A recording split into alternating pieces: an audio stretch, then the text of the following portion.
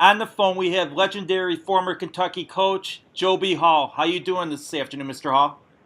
Hey, I'm doing fine. How are you? Great. We're doing a little better than Kentucky this year with all those great Well, recruits. everybody has their ups and downs, and we'll be back up.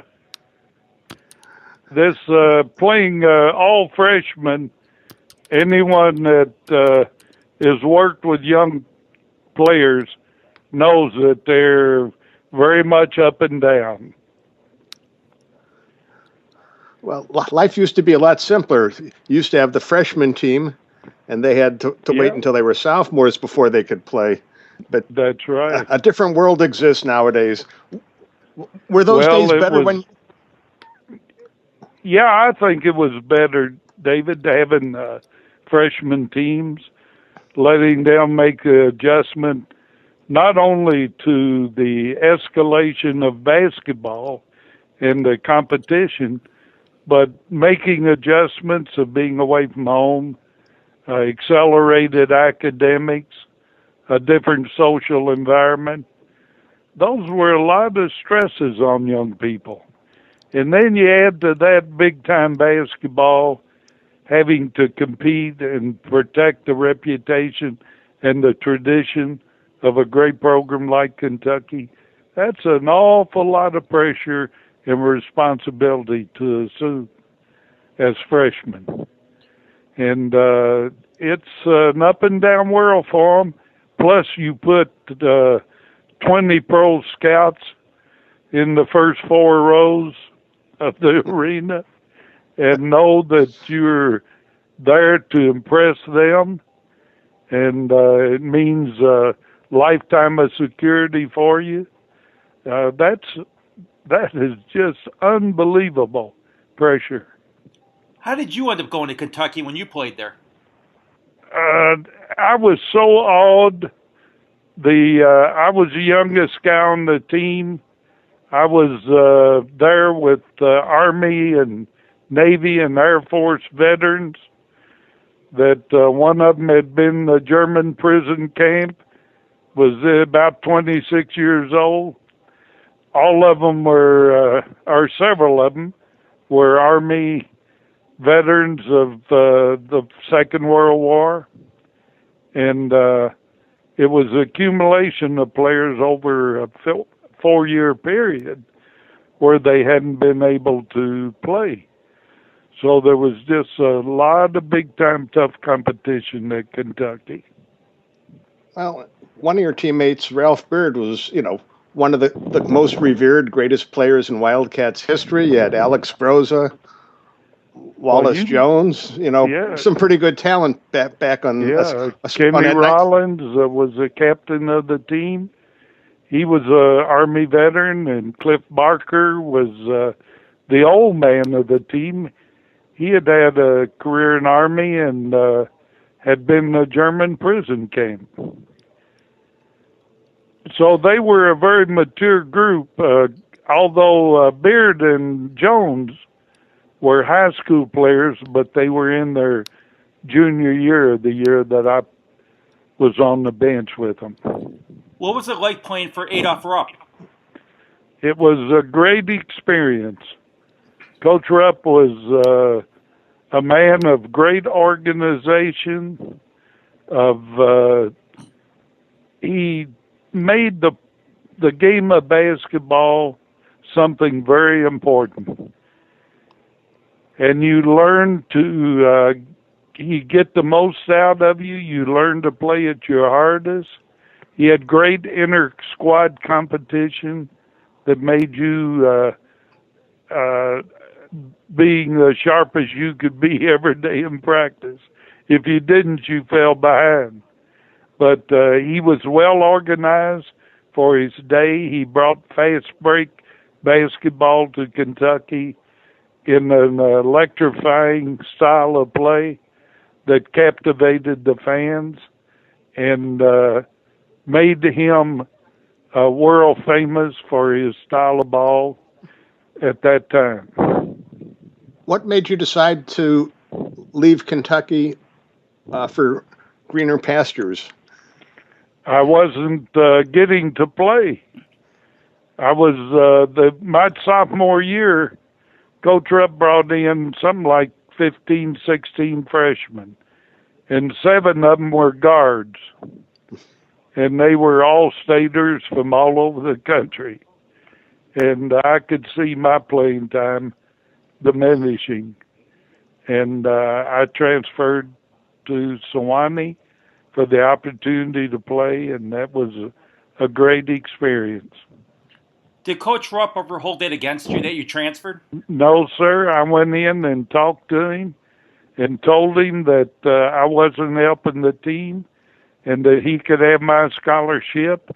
And I asked him if he could find a place I could transfer to. And he contacted me back in a couple of days and had me a scholarship at Duke and one at Xavier. And I heard the coach from Sewanee being interviewed, and he was looking for a guard in Kentucky and said that his school had a transfer rule that you could play immediately. So I called Coach Rupp back and asked him, I said, do you know this Lon Varnell at Sewanee? And he said, yes, said he spent a year observing our program. And he said, would you go to Sewanee? And I said, yes. He said I could play immediately. And so Coach Rupp called him, and he called me back, and that's where I wound up. Otherwise, you would have been in the backcourt with what, Dick Grote at Duke? With what? You would have played with Dick Grote at Duke otherwise. I guess, yeah. Duke was just building a program at that time. And they were not well known for basketball, that is. No. Now, you, Bob Knight, and Dean Smith are, I believe, the only coaches to have won an NCAA championship as a player and as a coach. Well, that's a little bit, David, that's a little bit of a misnomer. I was on the squad that won the national championship, but I left at midterm. I never competed in the championship. That people have assumed that because my picture is on the team that won the championship. But Bobby Knight didn't play much on those championships either, because when you have John Havlicek or Jerry Lucas, there's not much to play. Well, they always bring me back when they honor that championship, and I appreciate it. And the players wanted me back, but I left mid-year that year. Okay, so among you, Bob Knight, and Dean Smith, who is the best basketball player? I guess Dean, in my estimation, would have been. And then you played for the Globetrotters. What was that like?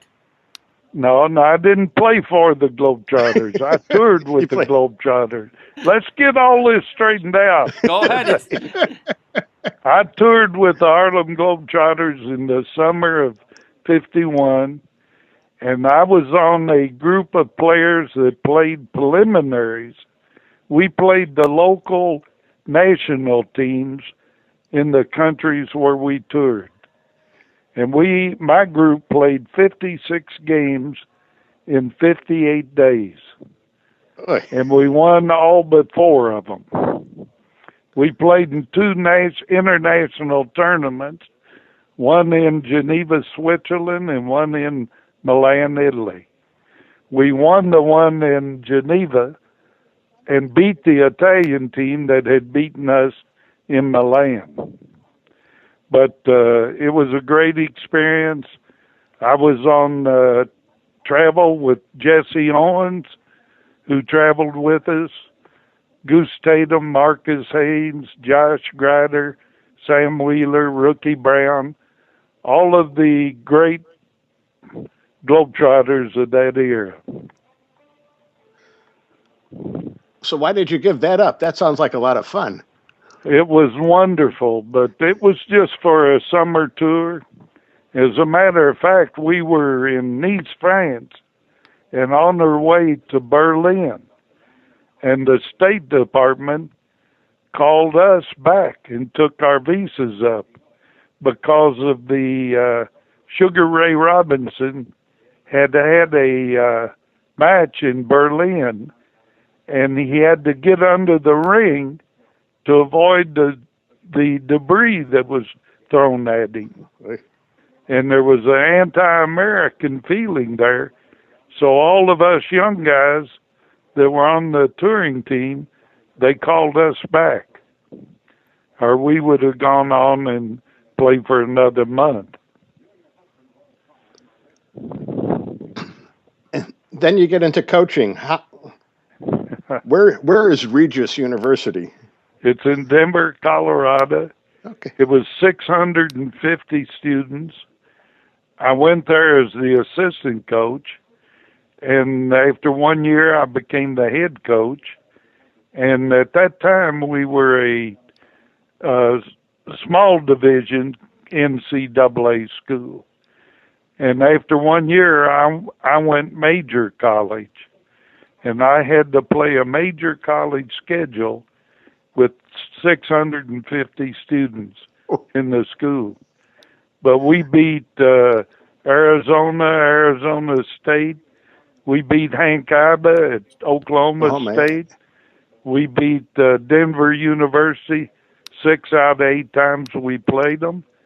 We beat Colorado State. We beat Idaho State, Montana State. We lost to Dayton. We lost to Dayton when they had Shimilewski and Westerkamp and the Hattons. We lost to Detroit when they had Debussy. We played in the National Catholic Tournament against St. Bonaventure and Bob Creighton. Lanier? Yeah. Creighton when they had Paul Silas. Oh, geez. That's some pretty tall talent you were going up against. Yes. Well, I loved competition, and I felt that with a little-known school, to be able to show that kind of schedule to recruit, I could recruit players that had an ambition to compete at that level. And that just made us a better ball club. What was Hank Iba like at Oklahoma A&M after you beat him? He was one of the most gracious men that I ever met in my life. I served on 2 Olympic trials programs when he was the coach of the Olympics. He was one of the nicest, most detailed, disciplined, organized man that you'd ever be around. And it was so gracious of him. The students carried me around the court after we beat them, and he followed them until he could reach up and shake my hand. I thought it was the most gracious gesture I'd ever seen from a coach. Yeah. And I got a telegram from Coach Rupp after we won that game. Well, well, that was one of Coach Rupp's big rivals, I would assume, back in the day. You know? Yeah, they were in the race for the most victories for a coach. And for me to give his adversary a loss, well, that excited Coach Rupp. Why did you go to Central Missouri then? They de-emphasized. I had some scholarships at Regis, and they decided that they wanted to go back to a minor division. So I left, and I got the offer to follow Gene Bartow at Central Missouri. I took that job. Coach Rupp, a couple of years early, had offered me an assistant's job, but I loved being a head coach, and I took the Central Missouri job. Then I was at a clinic that he was giving in St. Louis, and he saw me in the crowd and motioned me to come up with him to his room, and he offered me the job as his first assistant. and I couldn't turn that down. Now, going back to Kentucky, did you know that you would take his place when he had to retire? Not at all. And I had no dream of that. But I stayed 7 years, and then after he retired, then the job was offered to me. But not until that he retired did I have hopes of being the head coach. Is it hard? I had people that had supported me for it, but I had no assurance from the president or the head of the university that I'd be the head coach. Is it hard going from a head coach to an assistant? Not when you go from the level I was head coaching to the level of a Kentucky. It was very exciting. And I loved that competition. I loved the success of the Kentucky program. And it was most satisfying. Had the level of pressure and interest in Kentucky basketball grown over that decade plus that you had been away from the program? Oh, yeah. Yes, it had. And the good thing about being Coach Rupp's assistant for 7 years, I fully understood the pressures. And that never bothered me when I coached. I knew the demands of the fans. I knew the criticism and that you would get from the media and from the fans. But thank goodness we didn't have cell phones and Twitters and Facebooks and those things. Did you realize that one of the guys you were coaching would become a great NBA coach in Pat Riley?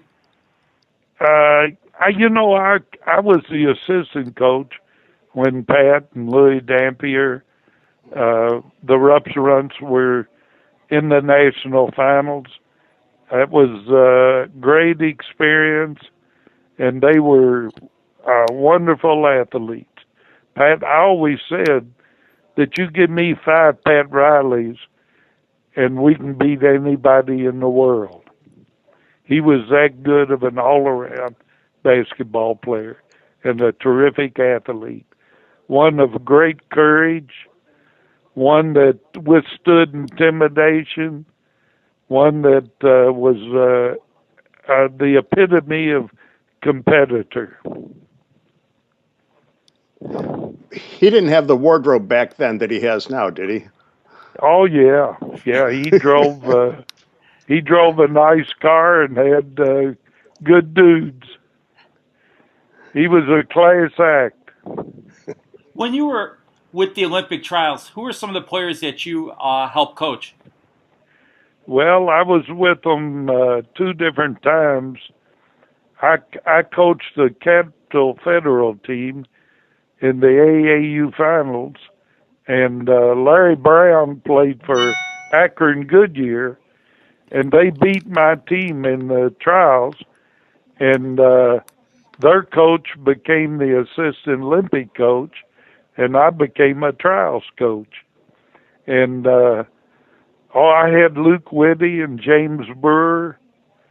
I had Lonnie Wright, Cozell Walker, a good bunch of kind of second-rate players from the AAU.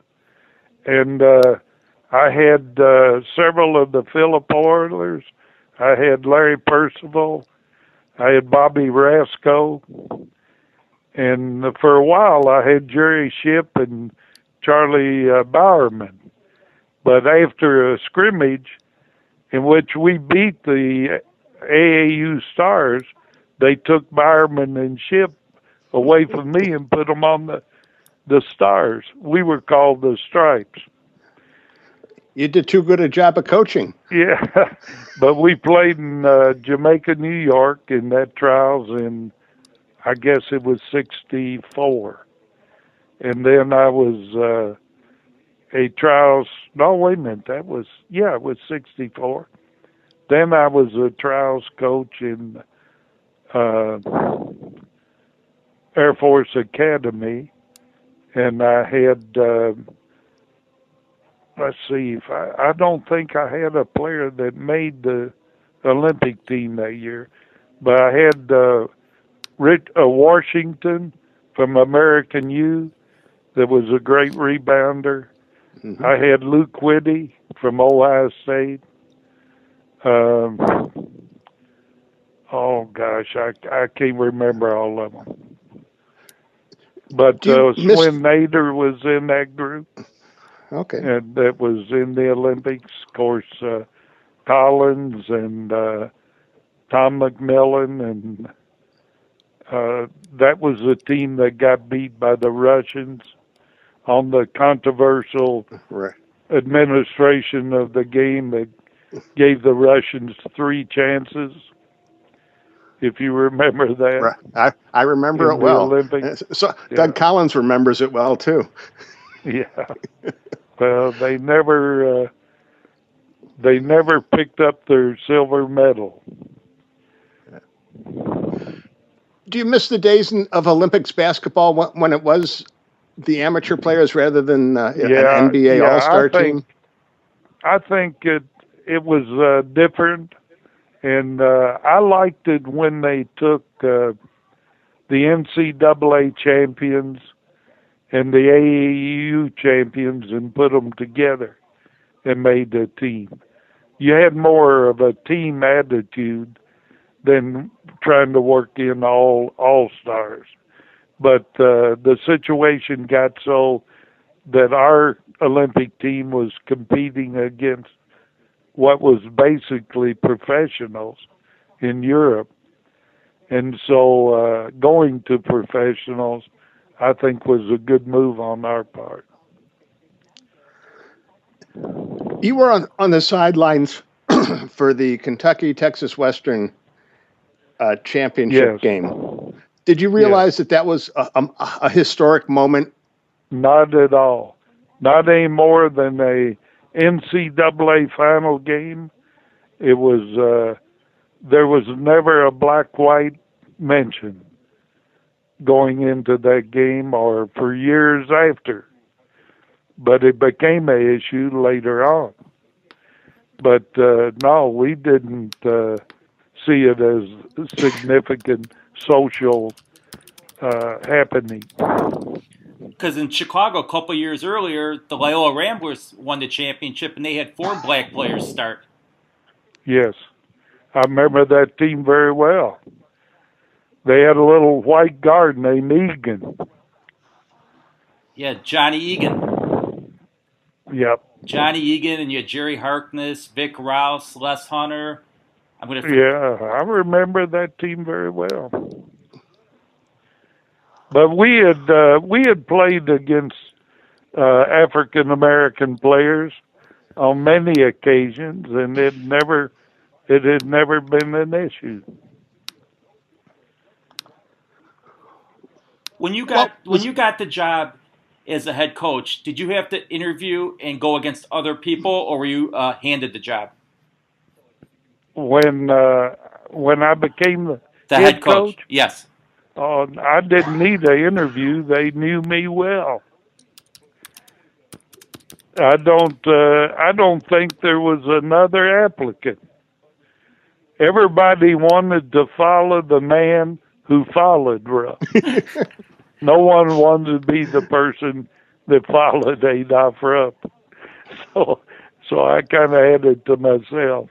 But I think it was a lot of people felt that I was going to be named Coach Rupp's successor. I had been on the bench with him for 7 years.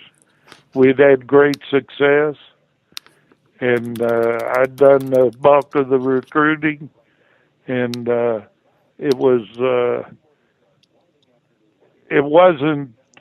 anything that was promised to me, but I had taken the St. Louis job for 5 days, and let's see, I think it was 3 years before, and they had broken several parts of my contract, so I got them to nullify it.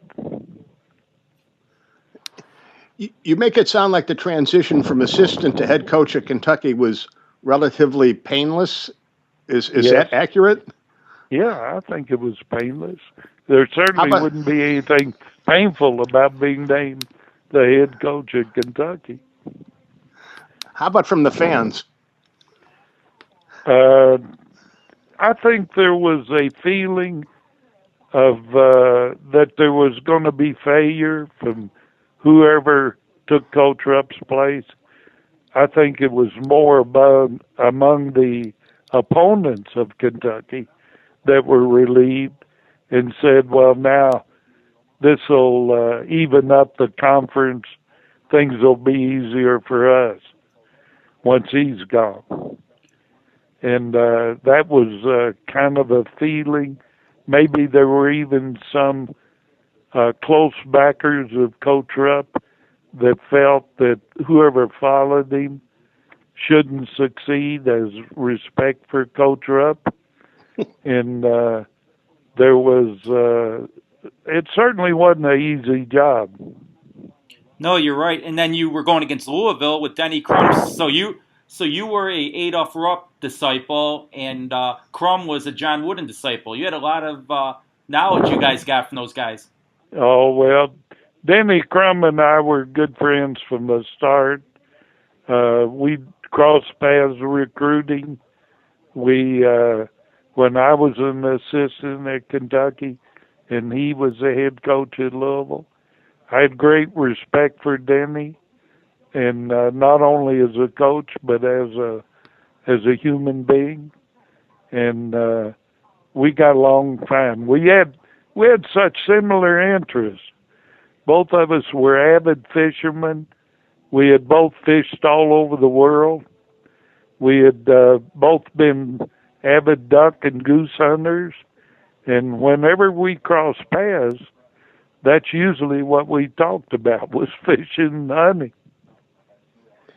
You never asked him where he got some of those plaid sport coats? Oh yeah, those leisure suits that he was famous for. You had success early on, reaching the Elite Eight in your first season, and then in that was 72-73. Then in 77-78, you won the national championship. Well, we'd been to the final game in 75 and lost to Coach Wooden in the last game that he ever coached.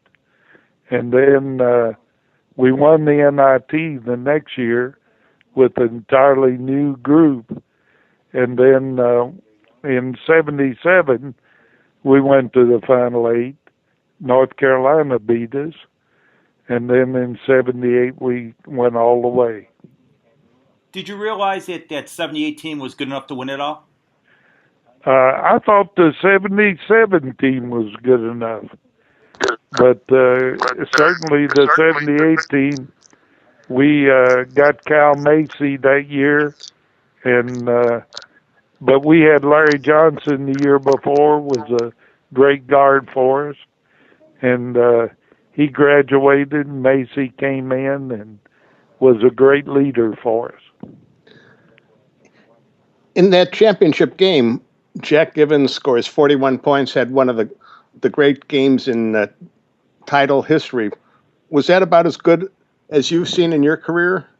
Yes, indeed. It was, but it was a team effort also. It was the players going into the finals, the Final Four. We had a different hero in each game, and when they got to that final game, the way Duke was playing their zone, it left an opening for Jack, and the players recognized that, and we went to him purposefully. Who was the toughest coach you had to go up against? There were many great coaches. Gosh, I couldn't name them all. Of course, Hank Iba was definitely one. Dean Smith was one. Bobby Knight. There were many. Jack Hartman was a great coach. And I thought he was, Ned Wilk was a great coach. Ray Mears at Tennessee was a great coach. There were many good coaches. The SEC had a lot of good coaches. Roy Skinner, Norm Sloan, C.M. Newton. I had great respect for all the coaches. Anyone that works their way up to a job at that level, they know what they're doing. Now, with a heralded program such as Kentucky's, did you lose a lot of recruits? What do you mean? High school seniors? Yeah. Oh yeah, we lost some to the pros. Back then, they could draft high school players. We lost some to them. We didn't get all the great ones. We got a lot of good ones. But no, we lost some. Is there one that you think was your biggest loss? I think Ralph Sampson was a kid that had committed to us. And right up until his final announcement, we thought he was coming to Kentucky. And Moses Malone was a kid that we had hopes for. And Darryl Dawkins, who went pro. And Bill Willoughby went pro out of high school. We had him signed. And you always lose some. You get some that you didn't expect to get, and you lose some that you'd hoped to get. Out of your whole career, is there one player that you coach that you enjoyed the most?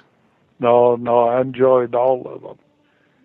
I tell people that the kids the furthest down the bench were probably my favorites. Guys who didn't play that much, Jerry Hale, Ray Hadelman, Larry Johnson, Marion Haskins. Those guys were just great contributors. They didn't get the All-American honors, but all of those kids were just super contributors. And, of course, everybody recognizes the All-Americans, the Sam Bowies and the Kevin Greavies, the Rick Robies, the Cal Macy's. They Kenny Walkers, they get the recognition and publicity, but all of those kids were great contributors. The team I remember was that 83-84 team when you had the Twin Towers there, and Sam Bowie and Melvin Turpin. Bowie and Turpin, yes. That was a good bunch. Had Kenny Walker, had Winston Bennett, Jim Master, Roger Harden. I thought you were going to win it that year. Yeah, we had beaten Houston earlier in the year with Olajuwon, and we felt if we beat Georgetown that we had a good chance to win it all. And then one of those strange things happened. We were leading 7 at halftime, and then we shot 3 of 33 from the floor the second half, after shooting 50% the first half. Just a phenomena. Give the credit to Georgetown.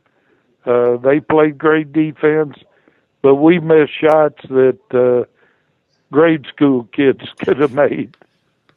I was going to say, almost David and I almost could do that good or that poorly.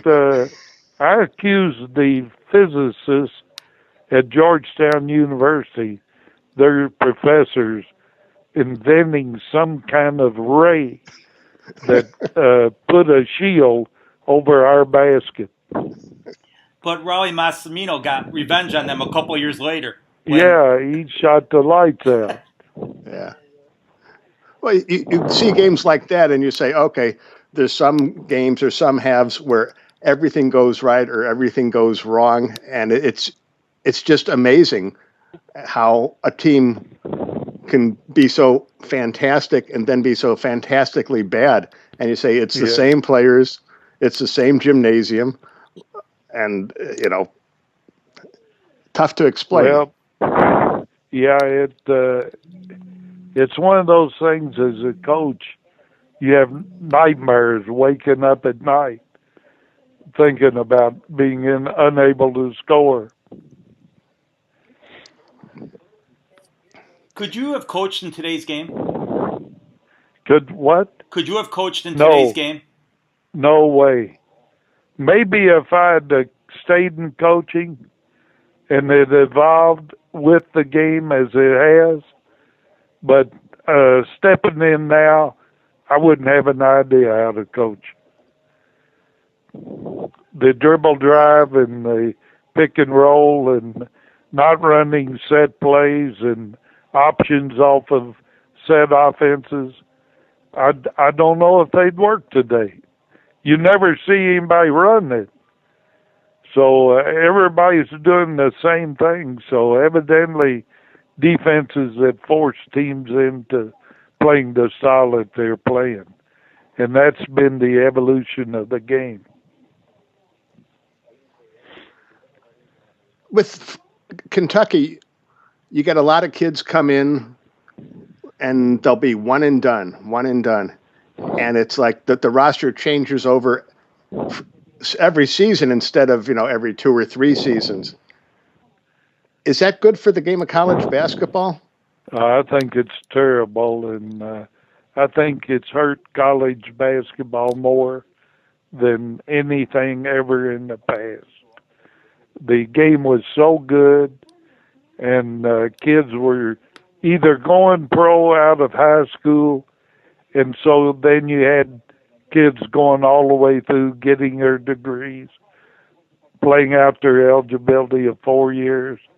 They developed the finesse and the final touches of their game to where it was a beautiful game to see and watch. And you got to know your players, your fans became so well acquainted with them, and following your over a 4-year period, and to have lost that and gone away from that kind of maturity that you saw in teams back then, and getting to see the talent of those players as they developed. And I think we're missing that now. But it doesn't mean that there aren't good teams. There are plenty of good teams. But they just don't play the same as they did back when you had great players with a lot of maturity and experience. Did you ever think about getting back into coaching after you were done at Kentucky? Never. I loved it every minute. I coached for 30 years. I never had a day of work in those 30 years. And really, I haven't since. I've been a banker. I did radio and television. I still do a radio show. And I love everything I do. But I never thought that I could ever go anywhere after being the coach at Kentucky. That was there was no place that attracted me after that experience. Another former Kentucky player is a banker. Isn't Frank Ramsey a banker? Yeah, Frank owned a bank down there. Well, he still does in Dixon, Kentucky. He says he's still got the Confederate money in the vault. I believe it. So are you a Kentucky colonel? Sir? Are you a Kentucky colonel? Oh, yes. Yeah, I'm very proud of that. What about your friend, your co-host of the radio show, Denny Crum? Did he get that honor? Oh, yes. Yeah, Denny is a great guy. Well, he must be if for the Joby and Denny show, if he gives you top billing, or Well, I was the one that came up with the idea.